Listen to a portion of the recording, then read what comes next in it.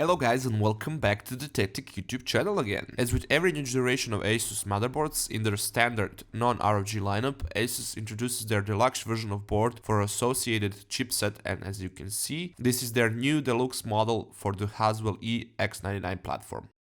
As you'll see later on, the deluxe model is feature-packed as usual. Some of those features and their overview are hiding beneath this cover above the transparent window through which you can see the motherboard. Here you can see some information about the 5-way optimization from the front of the box, as well as some software features like the Wi-Fi Go, Turbo app, and so on.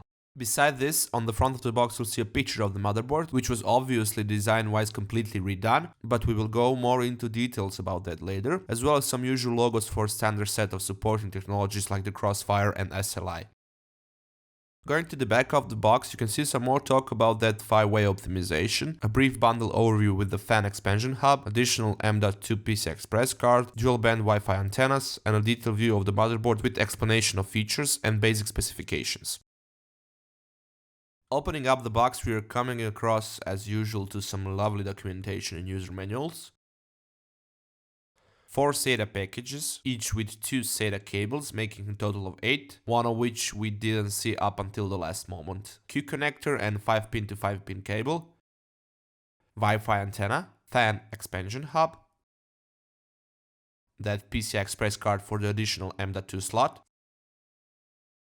3-way SLI bridge, screws for the M.2 drives, cable probes, vertical M.2 drive holder, you'll see later on why you'll need it, input-output back panel, and again that sneaky 4th package of SATA cables. And finally, here's the motherboard itself. Right off the bat, you can see that this is not your ordinary run-of-the-mill motherboard. For starters, Asus completely redesigned the aesthetic portion of the board with a glacier-like white and black color thematic. Those white parts mostly fall off to heatsink portion of the motherboard and input-output cover that also stretches over the Crystal Sound 2 circuitry. Speaking of sound, underneath that cover hides the Realtek LC1150 8-channel codec, paired with hi-fi op amps, Japanese-made audio capacitors, dedicated audio PCB layers, headphone amplifier, and MEI protection. Right next to that you can see a total of 5 PCI Express X16 slots, with one more PCI Express X4 slot beside them, all of them being a mix of PCI Gen 3 and Gen 2 slots. Depending on the card configuration and PCI lanes that CPU supports, you'll be able to configure different types of PCI Express speeds across the lanes as seen on their website.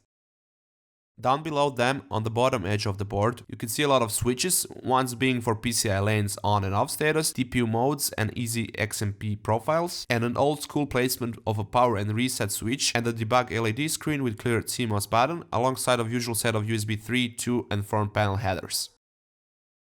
Moving further to the right, you can see that big white chipset heatsink, and right next to it a vast number of SATA connectors, total of 12 with the combining forces of Ace Media and Intel X99 chipset controller. 4 of those 12 SATA connectors can be used for 2 separate SATA Express connectors, which this model supports. Moving to the top portion of the board, you can see that big 2011 V3 socket surrounded by VRM heatsinks which hide the Digi+ power control and Asus EPU technology in conjunction with 5-way optimization, 8 RAM slots for up to 64GB of 3200 MHz DDR4 RAM, and a rarely seen upright position of the BIOS battery. Speaking of the socket, Asus is really proud of their patent pending OC socket that combines few extra pins into it and enables more stable CPU voltages under load without major drops, especially under high ones used in LN2 overclocking. Beside that, Asus is showing off a pretty distinct performance difference of DDR4 memory in comparison with other board manufacturers. Although this sounds great on paper, it's still unknown what technical aspect of this technology brings that difference to the table, or to simply put it, what exactly do the extra pins do in terms of their technical aspect. Right next to the 24-pin ATX power connector you'll find an M.2 slot that's positioned up vertically. Since there's not that much room left on the board with all that extra features crammed on it, Asus decided to make a pretty interesting move, and that's why you'll get that steel bracket which you saw in our bundle overview. In the right top corner there's nothing else to see beside the DRAM LED and MEM OK button, while behind the VRM heatsink on the top edge of the board you'll find 8-pin EPS connector right next to the 2 CPU fan headers. Going to the back side of the board, from left to right, you can see the reset BIOS switch, 2 gigabit LAN ports, 10 USB 3 ports alongside of 2 USB 2 ports, Wi-Fi module with antenna connection sockets, and that 8.1 channel audio jacks with optical audio out.